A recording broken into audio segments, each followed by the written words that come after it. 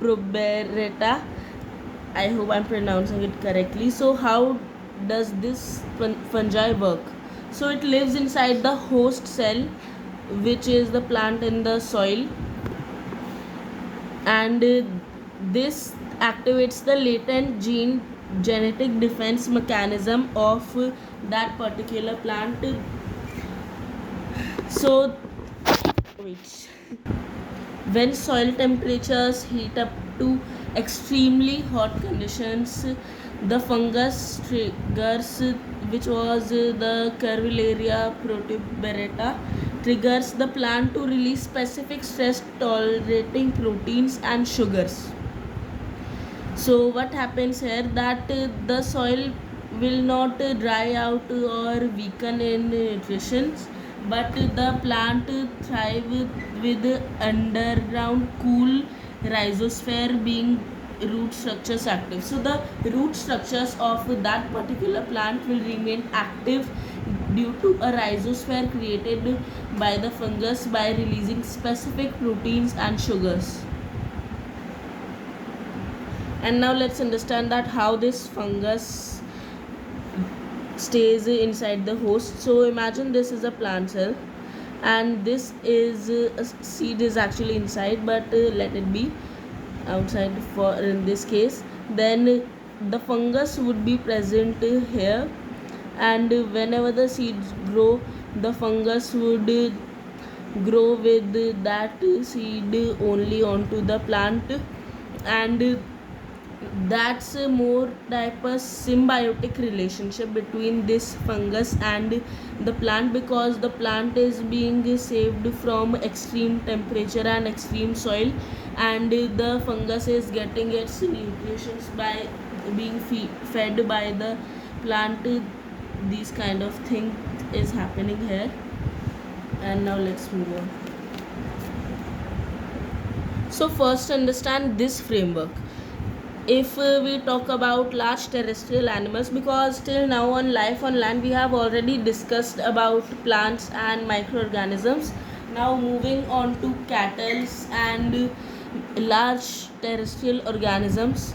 So as you can see here, we could build shelters, and not exactly shelters, but a type of symbiotic place like agro-silvopastoral region where symbiosis and all the organisms can live peacefully.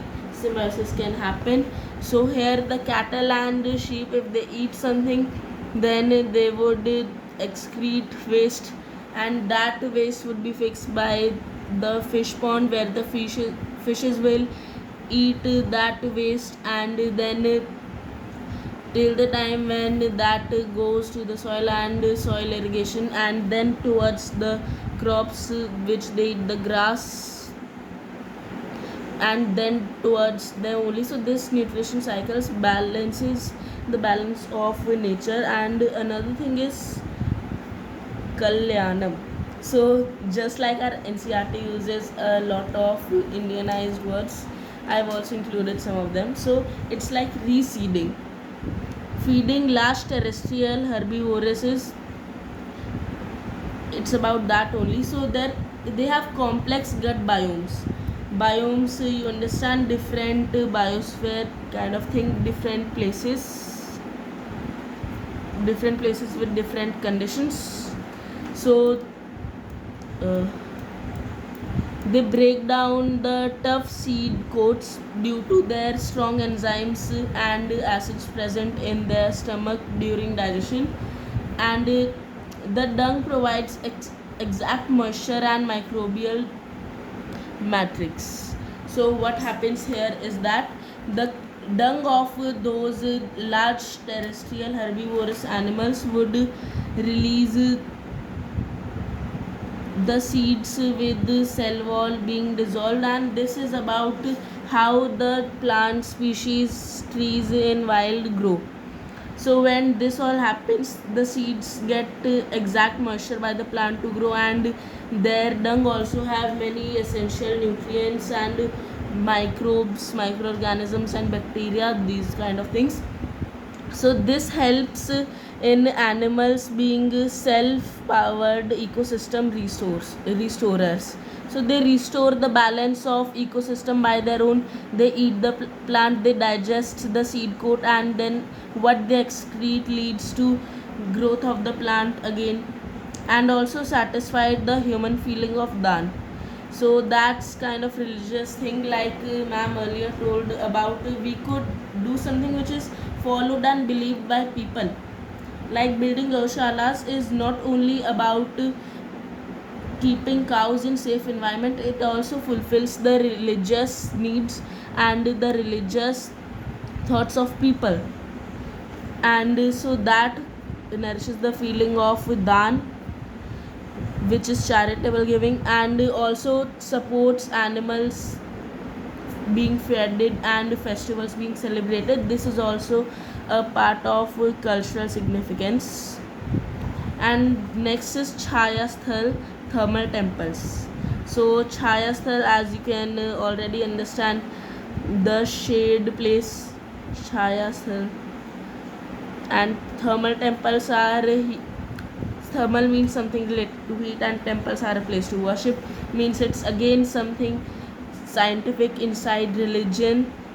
So large animals like elephants suffer from thermal stress. So when large terrestrial animals, herbivores, and any of the animals suffer from heat, they are irritated, frustrated by that heat, and they invade into human farms for shelter, food, and water for being cooled.